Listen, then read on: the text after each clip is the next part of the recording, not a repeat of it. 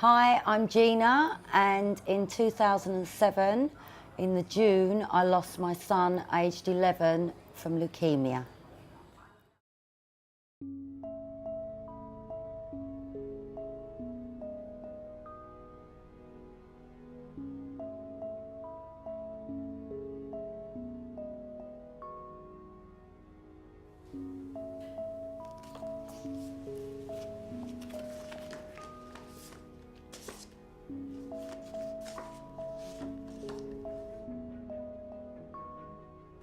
Right, well, these were the last clothes that he went to the hospital in. So I've passed all the other clothes down to the children, but these I've kept because I used to smell him, but I just can't smell him now. It just smells of damp. He started to collect, when he was in hospital, a memory box of all pictures, toys that he liked. He kept a dictaphone, which I've transferred the tape onto a disc because obviously the tape's worn out. But silly things, he's kept, I don't know why, all things that have gone in the box. And he's kept numerous amounts of pictures. And he's also kept,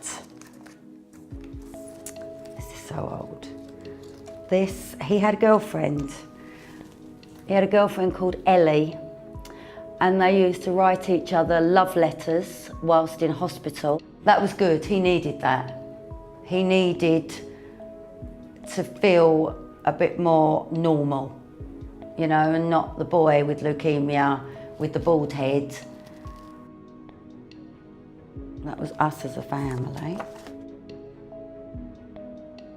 I mean, that was how much he loved life. It was just, it was just a Halloween that he dressed up on. That was, he liked to dress up.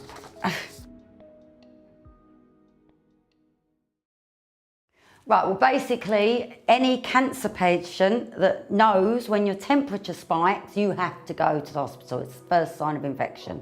That Saturday morning, normally it's a madhouse. The kids, temperature, quick, get into the hospital. But for some reason, I just clung to him, and I really did.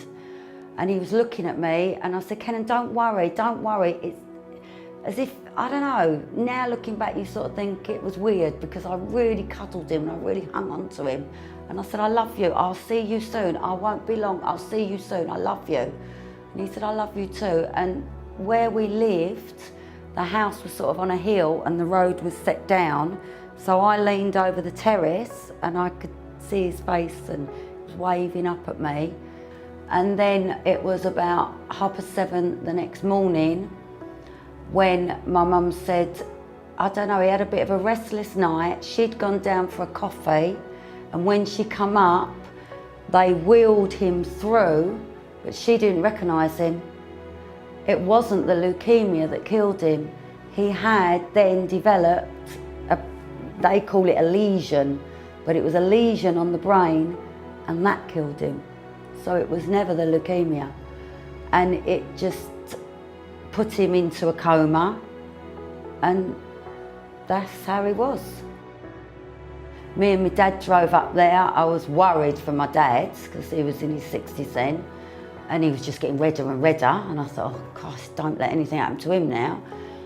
And then when we got there, he was in ICU, he was plugged up to everything, and we sat round the bed, and I said to my dad, come on, we'll go downstairs now. And he said, no, we won't, because he's still here. I said, Dad, he's not here. And he was on all the machines, which was basically keeping everything alive. And they said, shall we turn the machines off? And I said, is there any way whatsoever? And they said, if there is, he will come back a vegetable, because the brain had completely died. So they switched the machines off, and yeah, he was gone. In the end, he was actually saying, I've had enough. I hadn't. In my mind, no. We were continuing, he was going to get better, other children got better. But I'm afraid I had to accept that he wasn't going to get better.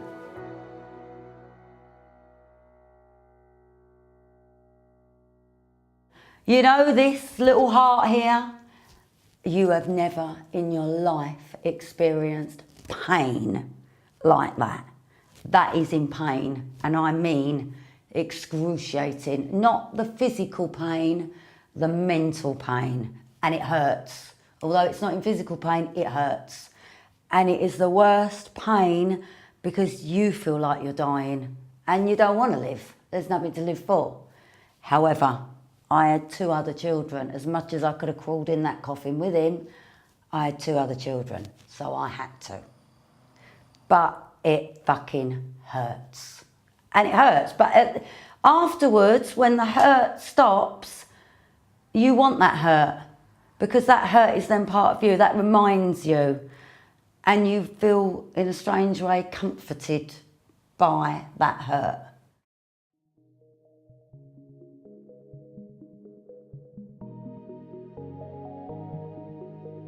Grief is a selfish thing, so you tend to want to be on your own, want to push people away, want to grieve, and it's just a selfish thing.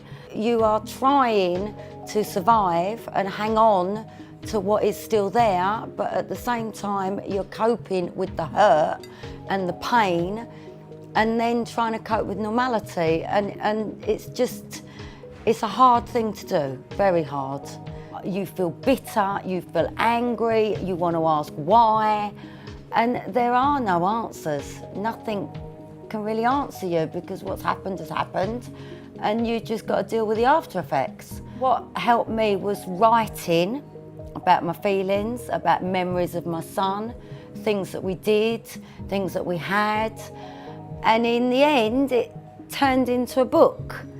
And it did help, because it was a way of me putting things in an order, writing them down, remembering them, still angry, still raw emotions, but it was something I thought that maybe in years to come the younger boys would read it, and I just needed to get it out there. It was my way of keeping him alive, I suppose, and that way that he was there and I could refer to certain things, and yeah. Thus, the book was formed.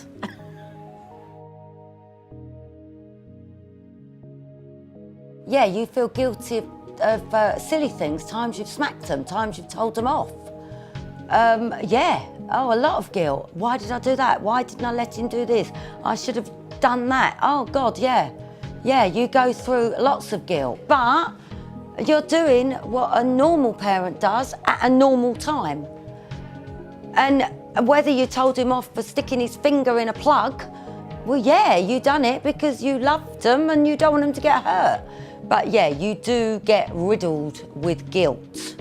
The hardest thing for my dad at 66, on his 66th birthday, was going to see his grandson in the chapel of rest. That was hard, very hard. But I don't think I'm going to mourn them like I did my son. It's in the right order. Whenever you do speak to someone that's lost someone, there's like an invisible piece of rope that ties the 2 of you together, and you don't even have to know that person, but instantly you know that person. But you don't actually talk about your children. You revert to funny things, but it's a private club, and it's a weirdly nice club. We've got lots of words for Gina. She's generous. She's so happy. She's never, ever, ever miserable. No. Never.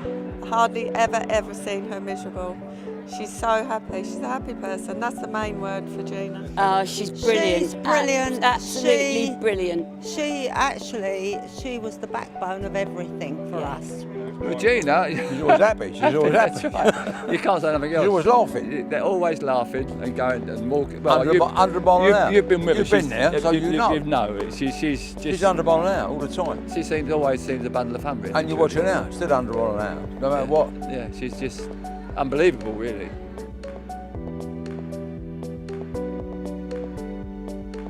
You do feel better after doing exercise. But for 1 hour or a lunch or whatever, you are out of that trauma. And it's good for you. It is good for you. You can't live your life stressed, in trauma, depressed. You've got to live your life. And if it means Zumba or paddle or hits or whatever you do, you've got to do something. I've known John for a while. He's a workaholic. He'll drive you nuts on this thing, on that thing, because he won't sit down. I've given him the book to make him sit down and relax. But needless to say, no, once he's on this train, he's going to keep going until he gets it done. And you know what? Good on you, because too many people give up. And you're not the type to give up, so go for it. And it's a good thing you're doing. Gina? That's a wrap. I don't think I can ask you anymore. No. I think we need a drink now. I think so.